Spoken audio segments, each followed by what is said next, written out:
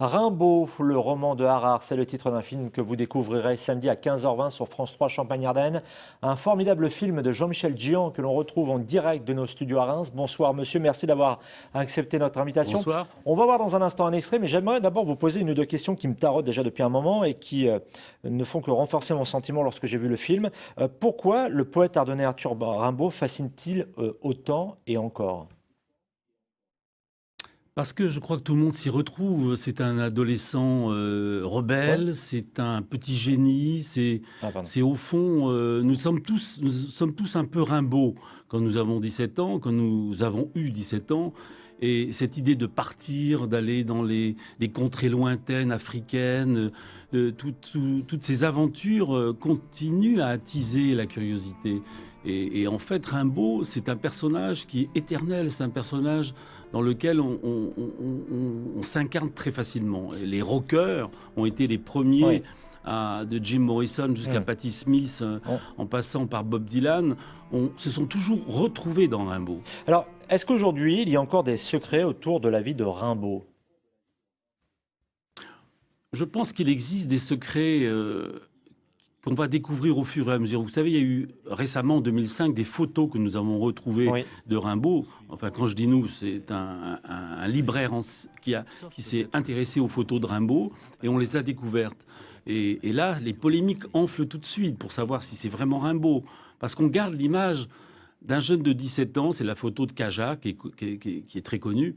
Et au fond, retrouver un adulte incarnant Rimbaud, ce qui est la vérité, ça fait quelque chose. Voilà. Donc on retrouve progressivement de la correspondance. Jean-Jacques Lefrère était un des grands biographes de Rimbaud et qui est décédé récemment d'ailleurs, avait été celui qui avait ramené un patrimoine fantastique, comme bien d'autres, comme d'ailleurs le conservateur du musée Rimbaud à Charleville-Mézières. Il y a vraiment beaucoup de patrimoine, d'écriture, de correspondance qui ne sont pas encore découvertes. Eh ben justement, vous me tendez la perche, Jean-Michel Djian. On va regarder un extrait tout de suite de votre film.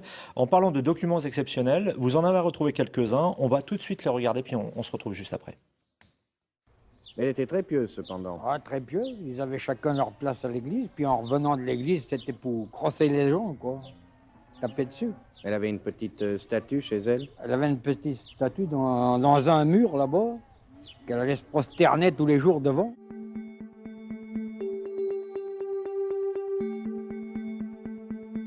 On parlait beaucoup d'eux dans le pays, à ce moment-là? Non. Quand on en parlait, ce n'était jamais en bien. Qu'est-ce qu'on disait? On disait que c'était deux soulards, lui et Verlaine, qu'on ramassait dans les fossés. Voilà, c'est des témoignages complètement exceptionnels. Enfin, moi, je les avais personnellement jamais vus. Jean-Michel Djian, vous vous êtes intéressé dans votre film à la deuxième partie de la vie d'Arthur Rimbaud. On dit que c'est la période un petit peu trouble du poète. Celle où il se lance dans le commerce, et notamment lorsqu'il parcourt l'Afrique. Pourquoi ? Il a longtemps cru que la poésie allait changer le monde et il a décidé que cette poésie ne changerait pas le monde. Il est parti. Il est parti à Java, il est parti en Italie, en Allemagne, et un jour il est parti en Abyssinie, l'actuelle Éthiopie. Dans ce royaume des enfants de Tcham, comme on dit, puisque dans la Bible c'est inscrit comme tel, c'est-à-dire la naissance de l'humanité, c'est l'Éthiopie. Et Rimbaud a voulu revenir là, non pas pour faire de la poésie, il a tourné la page, définitivement tourné la page, mais pour vendre des armes, pour vendre du café, pour explorer des contrées nouvelles.